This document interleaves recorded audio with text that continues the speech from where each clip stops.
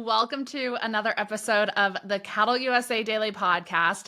Today, we are going to be talking all things business. So we are almost to the end of Q1 in 2025, which is absolutely crazy to think about as a business owner. I cannot believe we are already almost to the end of March.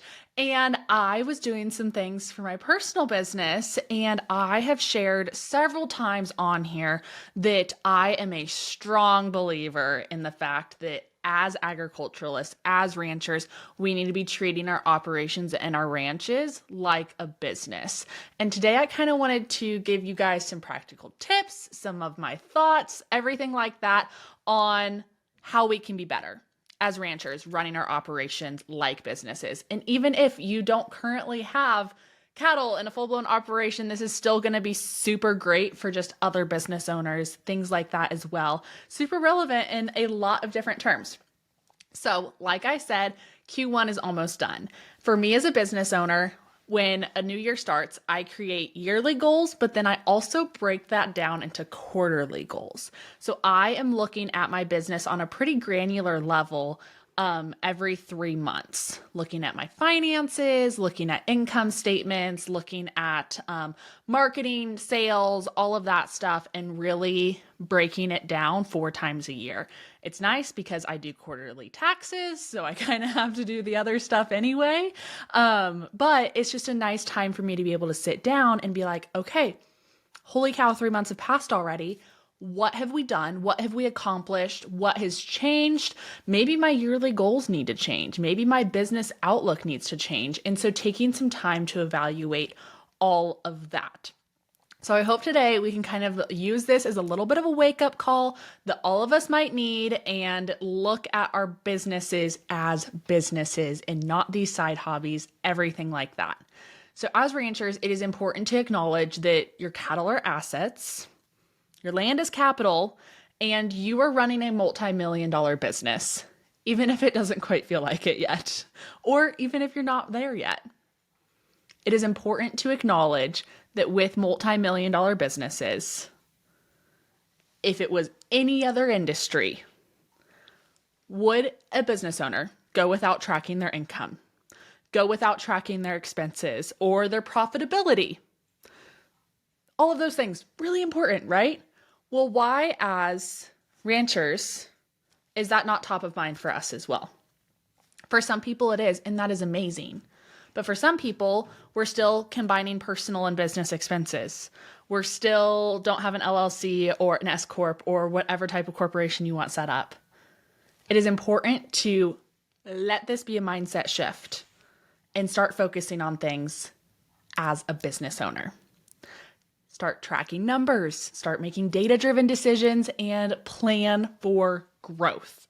All extremely, extremely important things.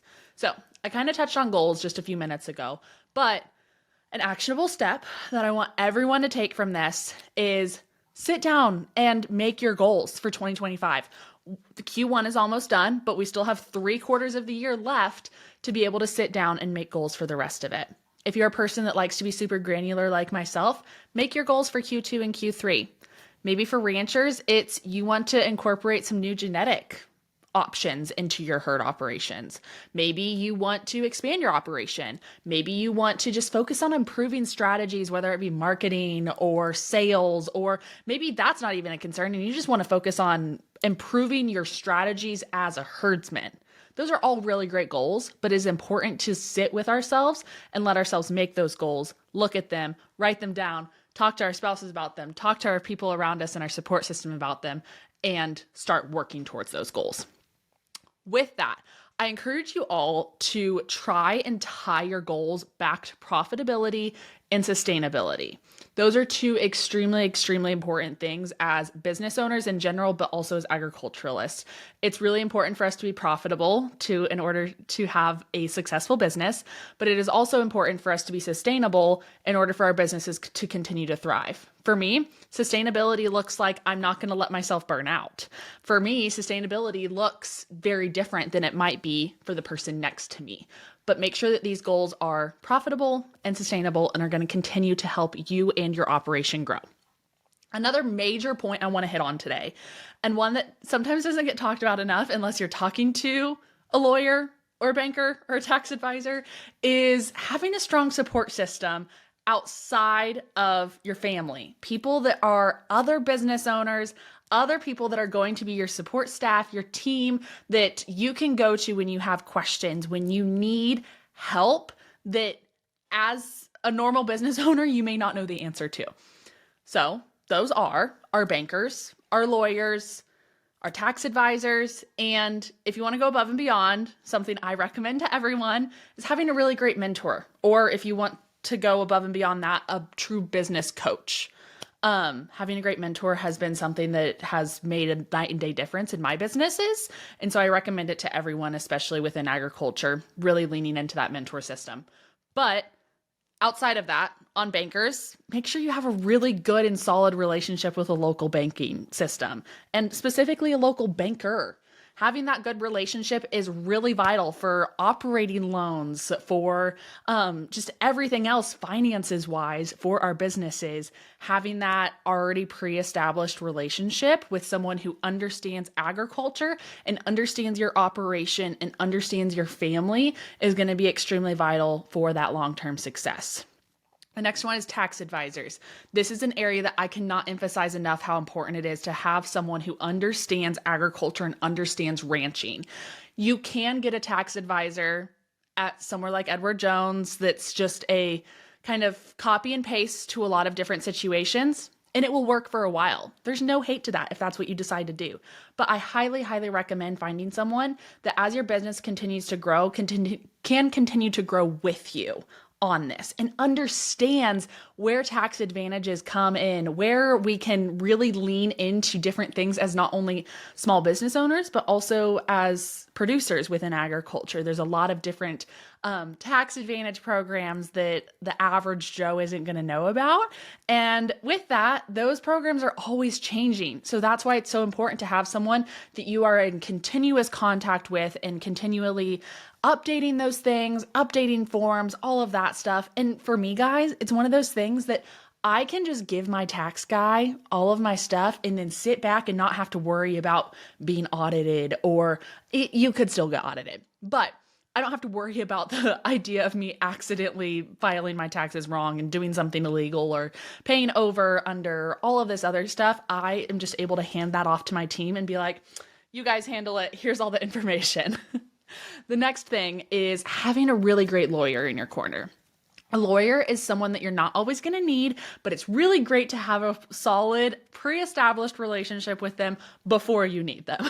So you're going to need a lawyer for things like setting up your LLCs. You're going to need a lawyer for estate planning, for drafting up lease contracts, everything like that are really great situations where it is awesome to have a local agricultural lawyer in your corner that is going to be able to support you through that, review documents, all of the things. It is just someone that you want to have a pre-established relationship with. That way, when you do need them, you can just go knock on their door and you don't have to start a relationship from scratch while you're also trying to formulate a lease contract or do an estate plan or everything like that. The final one, mentor and business coach. Again, so important to have, whether you go all out and you go and find a business coach, or you just look at someone else in your community, within your sector of agriculture, and you're like, hey, I really admire you. I think you're doing really awesome things, and just have coffee once a week or once a month, or just start formulating a relationship. For me, the best mentors have always been people that have naturally, just a relationship is naturally built with them. So a mentor isn't going to just pop up out of nowhere. There's someone that you really need to formulate a connection with, be willing to take that time out of your life to go and meet with them, for them to be able to provide you some really great insight and just thoughts, advice, things like that. So with all of this that I just covered about building your team, an actionable step that I want you all to take is set up one meeting with one of those advisors that I just talked about.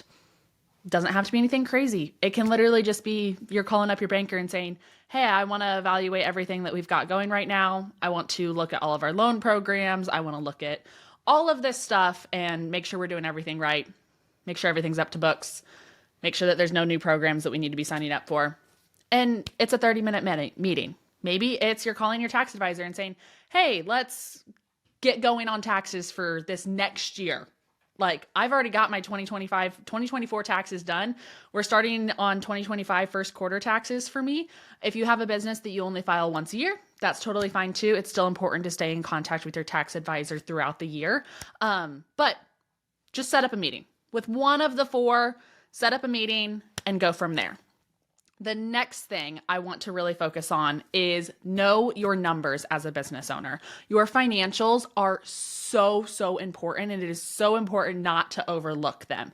You need to, as a business owner, understand what your cost per head is, what your overhead is, what your profit per acre is, what market trends we're kind of looking at going forward, things like this, and tracking that cash flow.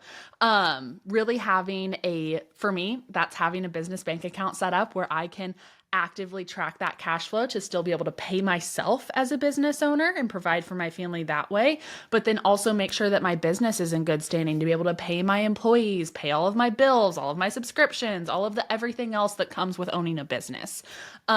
So really just taking some time to dive into your financials. And for me, I utilize QuickBooks. It works amazing for me. I love it. My tax advisor even has a login like to his own stuff, so he can just go and access my QuickBooks. I set up my payroll through there, my 1099s, like all of that stuff is in QuickBooks for me. I know that there's other really great things out there for ranching in particular, whether that be something like Ambrook, or there's a bunch of others. There's a bunch of others that are maybe more focused on ranching and livestock and agricultural operations that might make things a little bit easier than maybe QuickBooks would for the average business owner. But even if you don't want to go do a program like that, at least set up an Excel spreadsheet. At the very, very minimum, set up an Excel spreadsheet where you're tracking your monthly expenses, your monthly income, things like that. It's really nice to be able to go back and look at this stuff too. Even if it's not at the end of the year and you're using it for tax stuff, if you're just using it to reevaluate your business year over year, it's really awesome to have that stuff. So I encourage you to at least, at the very, very least, start with an Excel spreadsheet. And if you want to go above and beyond, get a system set up that can help automate those things for you. Because frankly, I don't have 15 hours a week to spend on tracking my financials and doing all the invoicing and everything like that. So that's why I utilize my personal systems, but find something that works for you, get into it, and go from there. The next thing, I know we talked about this earlier this week when I did an episode with Paige Harding. I did a hour-long Next Gen episode with her that I broke down into about 25 minutes, and I posted here on the CattleUSA Daily Podcast. If you guys haven't checked that out, make sure you go check that out. But I can't talk about building a good business without talking about succession planning and its importance of why we need it. Frankly, as business owners, our business and our ranch should outlive us. And a succession plan is how that happens, and how that happens successfully. If you don't do it successfully, the ranch could end up in probate. It could be split apart, or you could just simply lose it all together, and none of us want that. And as Paige said it herself perfectly, we are losing more and more small town, small family operations every single year. And a lot of that is because of a lack of succession planning, a lack of estate planning, and just the financial side being crushing when you lose a family member that is currently operating that operation. So estate planning is not just for those that are 50 years older and more. All right. It is for every single person that has a business, is married, is frankly over 18. You kind of need a succession plan of some sort, even if you're not a full-blown business owner. And a succession plan for just an 18-year-old is going to look like a simple will that takes 10 minutes to draw up. For me, as a person that is married and a business owner, it is going to be a much longer estate plan of how my business is going to be run, who it goes over to, who's the operating manager, who, like, all of these things, how much my family retains an interest in my business, like all of this stuff. So it's a lot more detailed, but frankly, everyone needs something. And so the first step with this is just acknowledge that you need an estate plan of some sort. decide who is going to be taking over ranching operations and just be open to having those really hard conversations. And then call a lawyer. Call a lawyer or a trusted advisor that you can sit down and have these hard conversations with those family members and just get something in writing, guys. Like if you have a larger operation, sit down, pay for it now and get that trust done. Because trust me, it's going to save you a lot of money if you do it now rather than if something, God forbid, happens and the entire ranching operation gets stuck in probate and then you're spending tens of thousands of dollars to get it out instead of a couple thousand right now. Or if you're just needing to put a will together, a couple hundred right now that is going to save you thousands in the long run. So I know it's not easy to do. It's not fun to talk about, but I couldn't sit here and talk about having a successful business and being a good business owner if I didn't talk about the fact that like, hey, we also have to plan for the day that we're not around as business owners. So as we kind of wrap this up, final thoughts. You're not just a rancher. You are a business owner. You are a CEO of an organization and an operation. You need to start treating it that way. Bottom line, treat your ranch like a company. Build the right team around you of those support individuals. Know your numbers inside and out. And plan for the future, not just this year. So we covered some action steps today. So some things that I hope that every single person listening to this is going to take some time to go do. First and foremost, set some clear business goals for the rest of 2025 or at least Q2. At least look to the next 3 months and be like, okay, this is our plan. These are our goals and start there. Start there. Just start with something. Next one, meet with at least one key advisor. So whether that's a banker, lawyer, tax advisor, or mentor, meet with one of the 4 of those this month. In the next few weeks, set up a meeting, just touch base, maybe start knocking out some of that Q1 stuff or just things for 2025 outlook. Next thing, start tracking your numbers. If you aren't already in some way, shape, or form, please at least just open an Excel spreadsheet or Google Docs or something. Please, please, please, please. The next thing, take an action step in estate planning. Call a lawyer, have a hard conversation with your succession planning individuals, whether that be a spouse or kids or just other family members. Just start having those really hard conversations. I want to leave you guys with this. It is not too late to, as business owners, start off 2025 super strong. We still have 3/4 of it left. So take some time, sit down, go through the things that none of us really want to be doing as business owners, and just keep grinding, keep pushing into 2025 to make it your year. Make it your year as a business owner where you're going to get all of the things together and you're really going to start looking at your ranching operation as a business, because it really is. And I want them to continue to be successful for not only your current generations, but generations to come. And the first step in all of that is treating these businesses like businesses and planning for the future. So thank you guys so much for listening to another episode of the CattleUSA Daily Podcast. I hope you have a great rest of your Thursday, and we will see you all tomorrow on another episode. And I am super excited because tomorrow I am testing the waters a little bit, trying out a new segment where I'm going to, for the next few Fridays, start doing a solo segment where we talk about things that happened in agriculture this week. So pretty high level material, but just kind of giving you guys the bullet points, the notes version of just things that are happening right now that maybe you don't know, need to pay attention to, need to go read more into, things like that. So I'm excited to bring you guys that first episode tomorrow. But until then, I hope to see you all on another episode and have a great rest of your Thursday. We'll see ya.